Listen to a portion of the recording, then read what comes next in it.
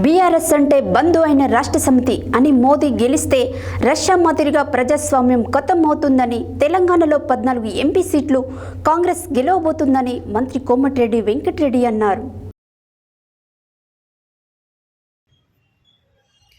నల్గొండలోని మంత్రి కోమటిరెడ్డి వెంకటరెడ్డి క్యాంపు కార్యాలయంలో ఏర్పాటు చేసిన మీడియా సమావేశంలో మంత్రి కోమటిరెడ్డి వెంకటరెడ్డి మాట్లాడుతూ, అకాల వర్షాలకు నష్టపోయిన రైతులను ఆదుకుంటాం, సన్న రకం ధాన్యం ఎక్కువ ధరకు కొనే విధంగా చర్యలు తీసుకుంటాం, రాష్ట్ర వ్యాప్తంగా తడిసిన ధాన్యం మద్దతు ధరకు కొంటామన్నారు.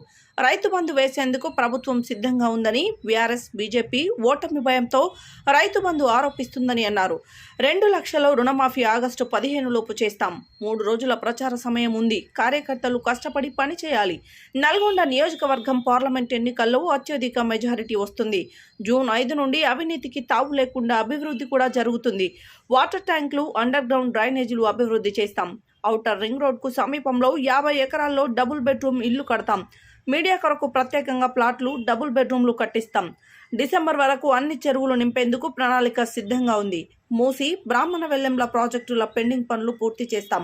ముస్లిం మైనారిటీల కోసం ప్రత్యేక నిధులు కేటాయిస్తామని పేర్కొన్నారు.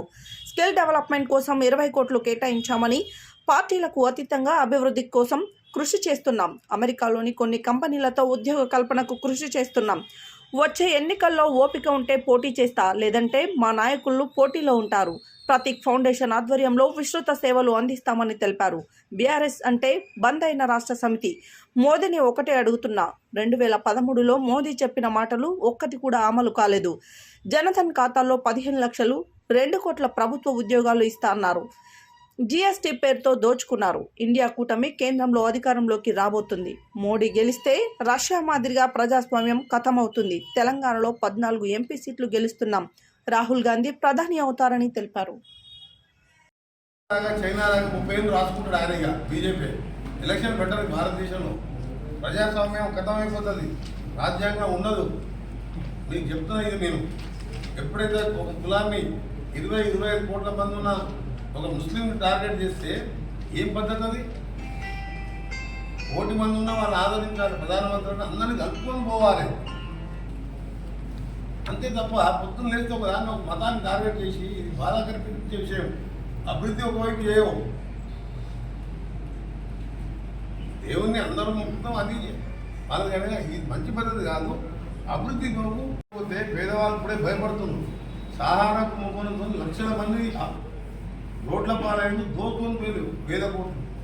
శారదా స్కామ్ వెస్ట్ బెంగాల్, అగ్రికోల్డ్ ఆంధ్రప్రదేశ్, రైల్వేలు ప్రైవేటం, హెచ్ఏఎల్, బిహెచ్ఎల్ ఇటువంటి కంపెనీలు అన్ని కాంగ్రెస్ పార్టీ పెడితే అన్నీ అమ్మేసి ఇక ఏమంటున్నా వేముల మాటలు, అసలు మీరు రావణ గుడి చూసిందా? అలాంటి గుడి మీరు ఎప్పుడైనా కలగన్నారా అన్నారు. నల్గొండ రామాలయం కూడా దాని చరిత్ర ఉంది. దాన్ని కూడా మేము అందరం కలిసి మళ్ళీ కట్టించాం. హిందువులు రాముని కట్టి మొక్కుతారు, దేవుని మొక్కుతారు. క్రిస్టియన్స్ అల్లాని ప్రేయర్ చేస్తారు. క్రిస్టియన్స్ దేశం దగ్గర పోతారు. ముస్లిమ్స్ అల్లా దగ్గర ఎవరి మతాన్ని వాళ్ళు గౌరవిస్తారు. అని ముస్లిం రిజర్వేషన్ రద్దు చేస్తా, అది చేస్తా, ఇది చేస్తా కాదు. మేము ఒకటే, మా రాహుల్ గాంధీ క్లియర్గా చెప్పింది. ఇవాళ జనగణ మనం బీసీ కులగణన చేసి, నా స్వప్నం ఒకటే, సామాజికంగా న్యాయంగా ఈబీసీ వెనుకబడే కులాల వారికి పాపులేషన్ ఆధారంగా రిజర్వేషన్ ఇవ్వాలి. అది నా ప్రియారిటీ, నా స్వప్నం అని రోజు చెప్తుంది రాహుల్ గాంధీ. అది మాట్లాడాలి. ఈయన అది మాట్లాడకుండా రాజ్యాంగాన్ని సవరిస్తామని చెప్పి ఆ బీజేపీ జనరల్ సెక్రటరీ దుష్యంత్ చెప్పిండు. అవును, బరాబర్ రాజ్యాంగాన్ని సవరి అంటే రాజ్యాంగాన్ని సవరిస్తే మొత్తం రిజర్వేషన్ ఎత్తివేసే ప్రమాదం ఉంది.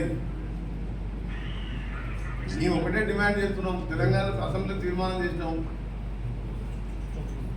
బీసీ కులగణన చేపట్టి తమాషా ప్రకారం, పాపులేషన్ ప్రకారం రిజర్వేషన్ ఇవ్వాలి. ఎస్సీ ఎస్టీలకు అవసరం వస్తే పెంచాలి, బీసీలకు పెంచాలి, ముస్లింలకు పెంచాలి అని బీసీలకు ముస్లింలకు రిజర్వేషన్ చేస్తాం. మత కుల మతాల పేరు మీద ఓటు అడుగుతున్నాడు తప్ప అభివృద్ధి మీద అడుగుతున్నా మోడీ. అందుకనే ఆల్టర్నేట్ ఇండియా కూటమి ఈసారి అధికారంలో రాబోతున్నది. మాకు జరిగిన 250 సీట్లలో ఇవాళ బీజేపీ సౌత్ ఇండియాలో జరిగిన సీట్లలో 10 సీట్లు కూడా వస్తలేవు. తెలంగాణ 14 సీట్లు కాంగ్రెస్ పార్టీ రాబోతున్నది. కులాల మీద